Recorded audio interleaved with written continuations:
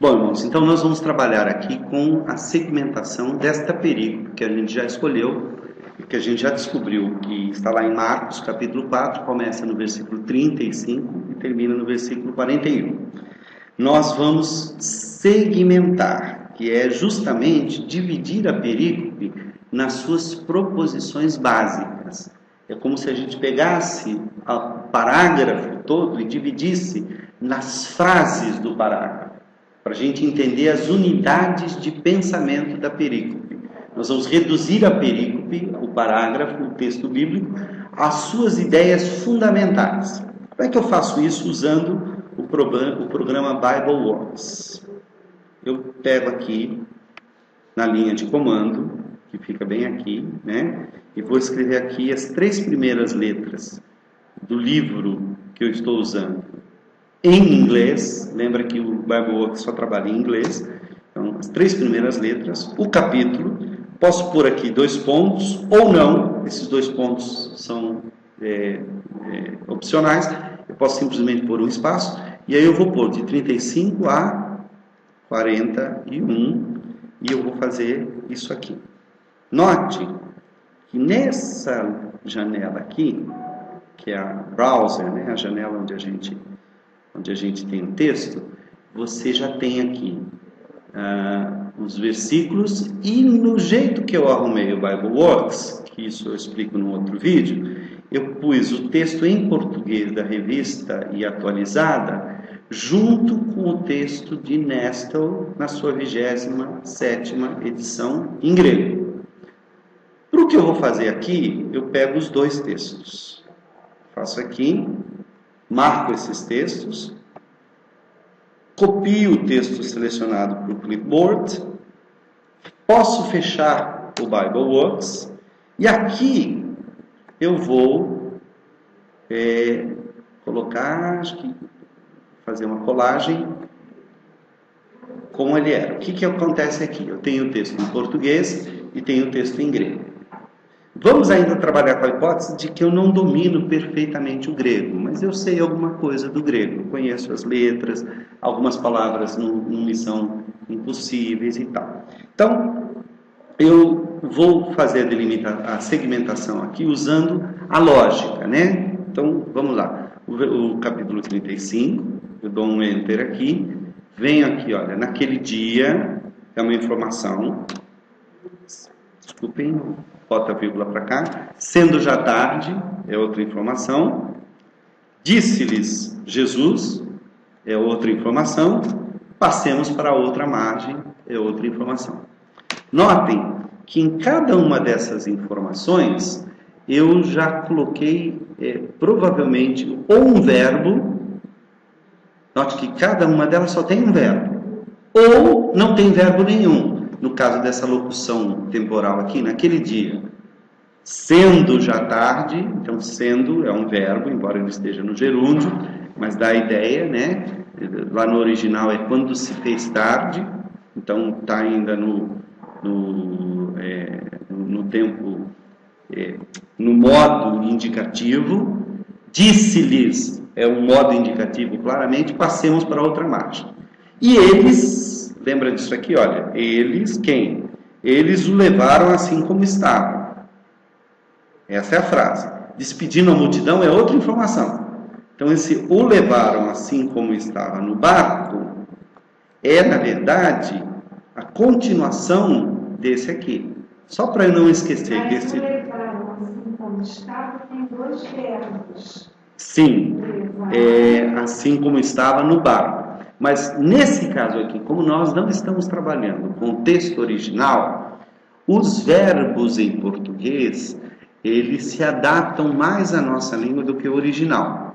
Mais importante para mim aqui, quando eu faço a segmentação em português, é pegar a informação básica. Qual é a informação básica? Eles o levaram assim como estava no barco. É uma única informação. Ele foi levado para o barco, do jeito que ele estava. Até assim como estava, podia se constituir uma segunda informação, mas nesse caso aqui é quase com advérbio e tal, ele só faz uma modulação do que o verbo faz. Depois nós vamos ver no original se justifica um ou dois verbos. Porque no original não tem jeito. Se tem um verbo no modo indicativo, este verbo provavelmente vai ser o único verbo do modo indicativo do segmento. Pode haver um outro verbo no modo participial, pode haver outro verbo no modo infinitivo, mas no modo indicativo só pode ter um. Isso é quase que uma regra inviolável. Pode haver uma ou outra exceção, mas aí você tem que justificar muito bem. Olha só, eles, levando o barco como estava, despedindo a multidão, que seria a continuação, e outros barcos o seguiam.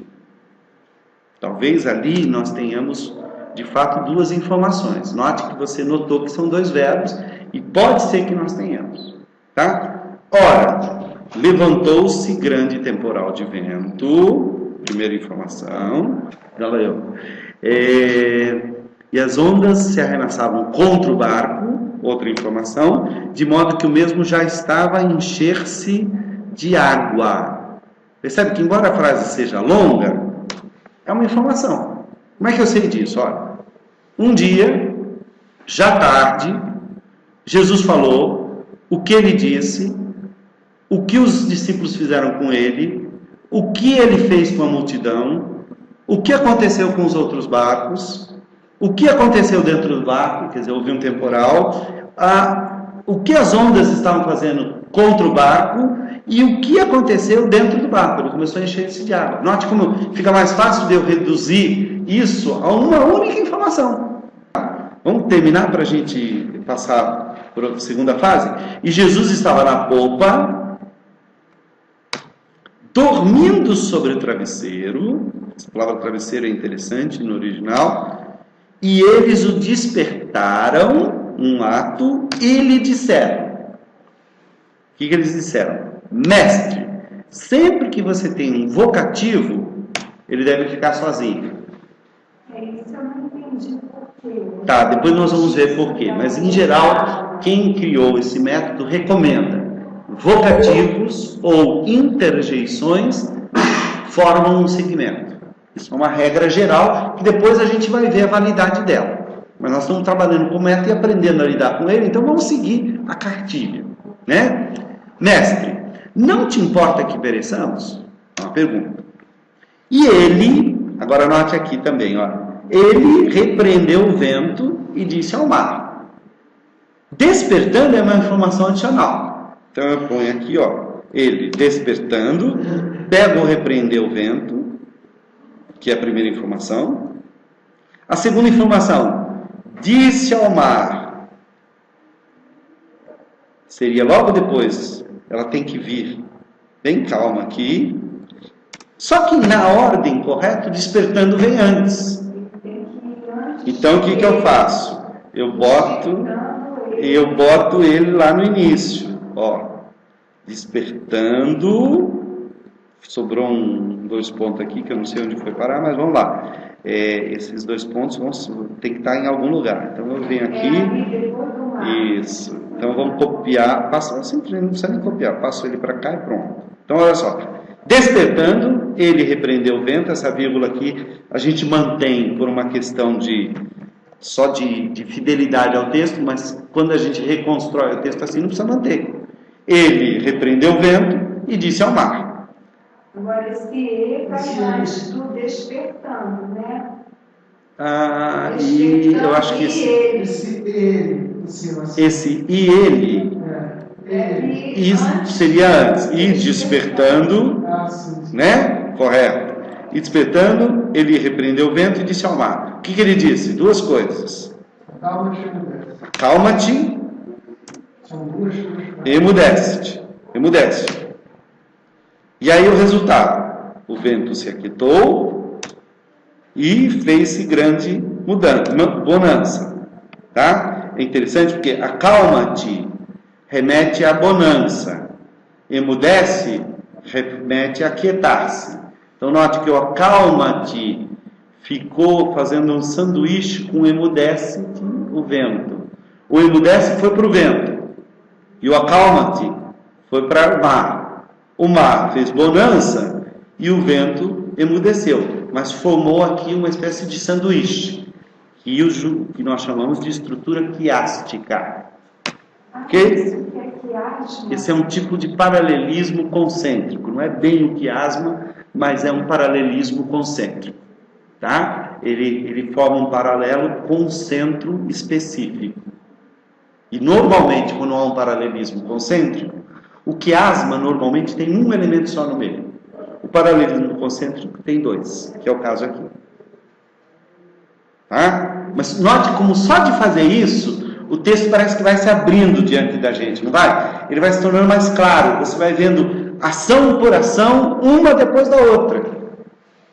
Isso é interessante.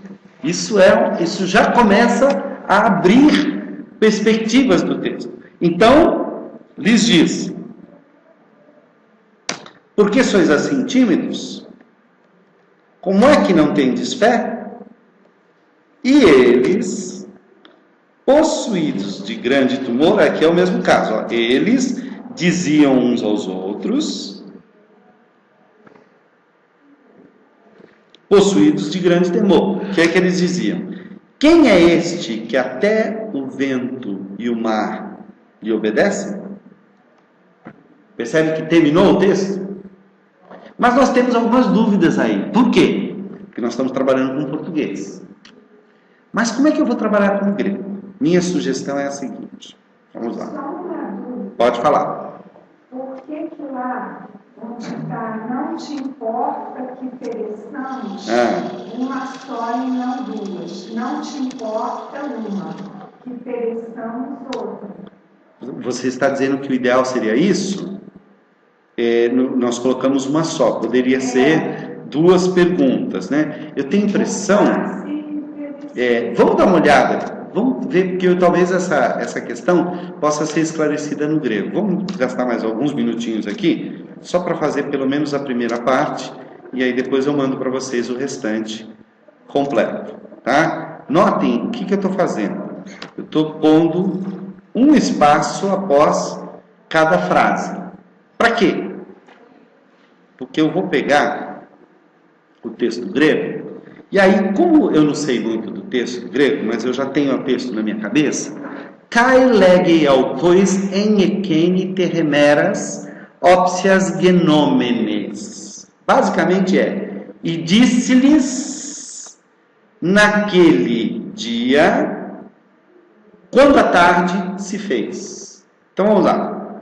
E disse-lhes, vamos pegar o texto todo aqui, até esses 2 pontos, porque no grego, pontinho acima da linha equivale a 2 pontos. Estão percebendo que eu estou subindo o contexto aqui, e eu vou pôr aqui embaixo, cada frase em grego, eu vou pôr embaixo da frase em português. Ó. Naquele dia, enekene terremera. Esse é o texto que tem que ficar aqui. Kai legeis autus, e disse-lhes, opsias genômenas, opsias é tarde, genômenes é tornando-se. Então, opsias genômenes. Vocês perceberam que, na verdade, o português inverteu a ordem, né? Então, na verdade, em grego kai leges autos, enekeine terremera, opsias genômenes. Então, a ordem correta do texto grego disse-lhes, e tem um kai aqui que e disse-lhes. Vamos lá? E disse-lhes, kai legei autos, e disse-lhes, né? Não tem Jesus. Notaram que não tem Jesus? Da onde que apareceu Jesus? O nosso tradutor quis deixar claro quem foi que disse. Como não tem Jesus, para uma questão de coerência, eu venho aqui e mando transformar esse texto aqui em texto taxado. Só para eu lembrar na minha exegese que o Jesus não aparece no original, embora ele esteja implícito aí no texto. O que o tradutor fez? Daqueles colchetes que eles têm? Não, o colchete tem outra significação. Isso aqui é uma liberdade do autor, do tradutor, porque a língua portuguesa é diferente da língua grega. Se você não puser quem disse, pode haver uma certa confusão. Então, por uma questão de estilo e de clareza, para ele é mais importante o estilo e a clareza. Nós estamos aqui tentando fazer uma tradução literal. Que para trabalhar com o texto, tem que trabalhar com uma tradução literal. O que ele diz? Vamos voltar lá para o grego. Né? Dieltomen eistopeira, que significa passemos para o outro lado. Então vamos lá, está aqui, está certinho na ordem. Então passemos para o outro lado, tá? Pegando aqui, voltando, pego aqui, vou pegar todo ele. Eu gosto de fazer assim, eu levo o texto inteiro para lá e depois eu vou redistribuindo. Eu vou redistribuindo, é melhor. Eu deixo o texto só onde preciso deixar. Então vai. E despedindo a multidão, levaram-no como estava no barco. Você tem razão, são três verbos. Levaram-no como estava no barco. Não. Levaram-no como estava. É uma coisa só. Vamos ver. Deixa eu ver se fica bom. No barco, e outros barcos foram ou estavam com ele. Então vamos pôr aqui na ordem, né? Despedindo a multidão. Vou pegar esse pedação aqui de texto, que já não cabe aqui, e vou pôr aqui embaixo, nesse aqui. Então vamos lá. Primeira coisa que aconteceu no nosso texto aqui é que eles despediram a multidão. Kai afentes ton locum. Então esse texto aqui, ele vai para aqui para baixo, olha. Aqui que eles levaram Jesus. Opa. E assim como estava, levaram-no como estava no barco. Se a gente dividir esse texto em dois pedaços, vai ter que pôr esse pedaço aqui embaixo. Mas eu ainda acho que esse texto não está dividido em dois pedaços. Vou colocar só assim. O despedindo a multidão é que vai lá para cima. Despedindo a multidão. E onde é que está? Dieltomotopeira. Não, a Fentes está aqui. Que é o primeiro versículo aqui. Então, notem que, na verdade, despedindo a multidão é a primeira frase. Dieltomentopeira, passemos para a outra margem. Não, peraí, desculpe, isso aqui pertence ao versículo anterior. Eu estou. Exatamente. Disse-lhes Jesus naquele dia, quando já se fazia tarde, passemos para o outro lado. E, despedindo a multidão, eles o levaram para, assim como estava no barco, e aí falta aqui, e alá ploia metalto. Vamos parar por aqui.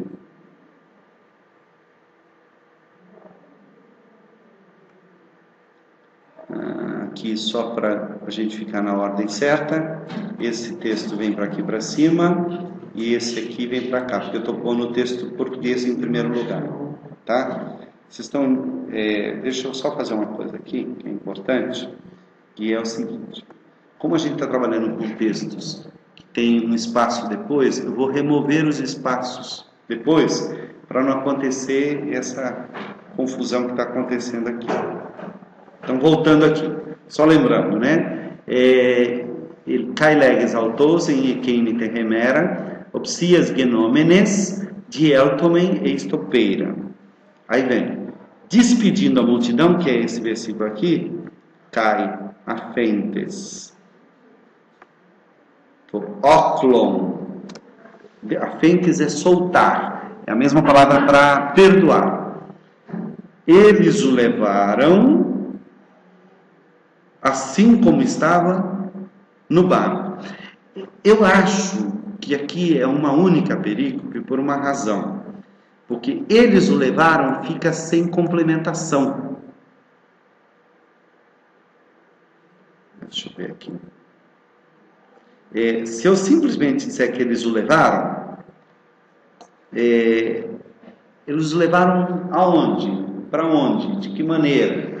Então, esse, assim como estava, é uma locução adverbial que modula para mim o verbo levar. Ele mostra como levar. Como? Assim como está. Então, embora sejam duas orações, elas podem ser consideradas como uma só. Eu também poderia dividir isso aqui e botar assim, ó. Porque aqui é só isso, ó. Assim como estava, é só essa frase aqui. Hos en.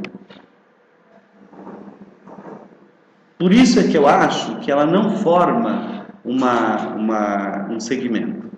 Tá? Agora, só para a gente fazer uma coisa interessante aqui, que é muito importante, depois eu vou fazer com os outros textos, com os outros versículos. Esse ponto e vírgula aqui, vai lá para cima e tal. A partir daqui, eu só segmentei isso aqui. Então, normalmente eu faço isso. Eu coloco assim, venho aqui em inserir, tabela, e mando converter o texto em tabela. Essa tabela vai ter uma coluna só e o número de linhas que tem o texto, que é 14. Se eu der um OK aqui, ele já vai fazer isso aqui. E aí, o que eu faço? Eu pego o versículo aqui, desculpem, fiz errado, marco aqui como eu fiz, clico com o botão direito e mando inserir uma linha abaixo. Desculpe, era uma linha acima. Volta, inserir uma linha acima. Por quê? Ao fazer isso, eu estou criando aqui uma linha adicional. Nessa linha eu vou fazer a minha tradução. Porque o que eu fiz aqui? Então vamos lá, só para vocês entenderem o que eu fiz. Isso é importante, e isso é apenas uma questão formal, mas vai ajudar muito lá na frente. Eu vou mandar inserir aqui uma coluna à esquerda. Ficou uma coluna muito grande, eu venho aqui e volto com ela para cá e tal. E nessa coluninha que eu inseri aqui, eu vou numerar o versículo. Esse versículo aqui é 35, letra A.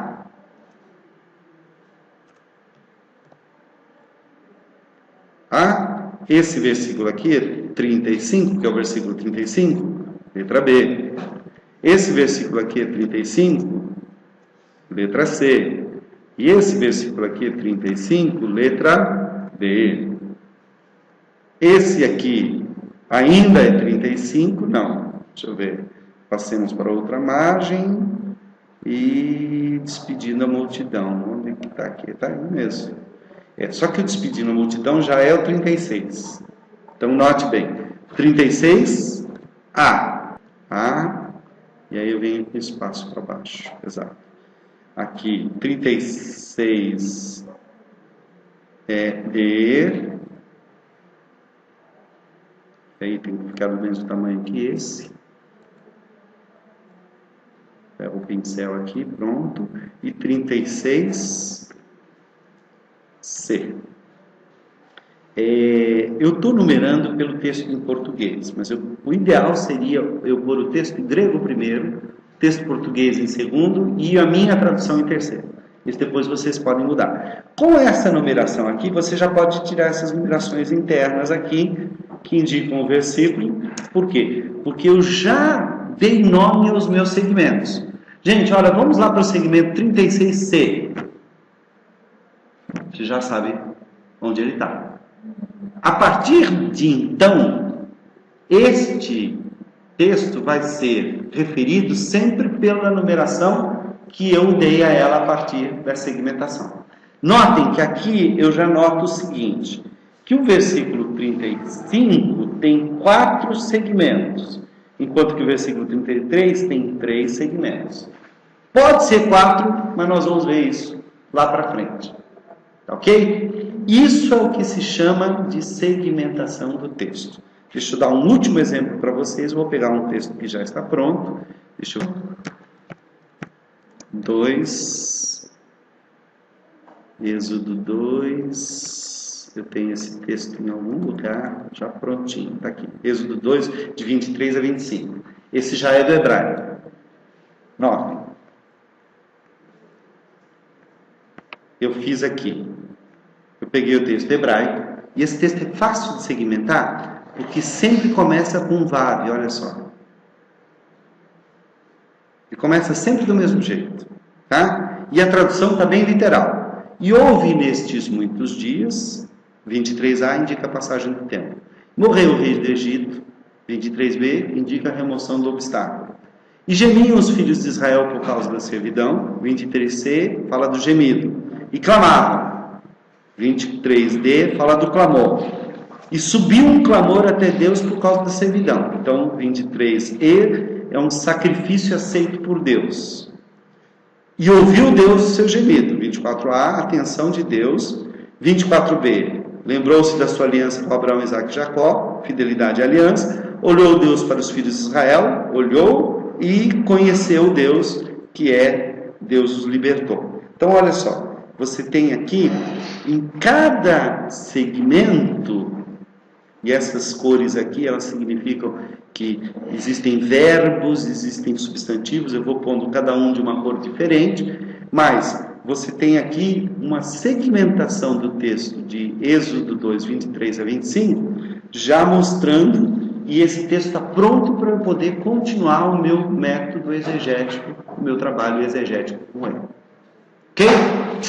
Então, é isso aí, gente. Muito obrigado.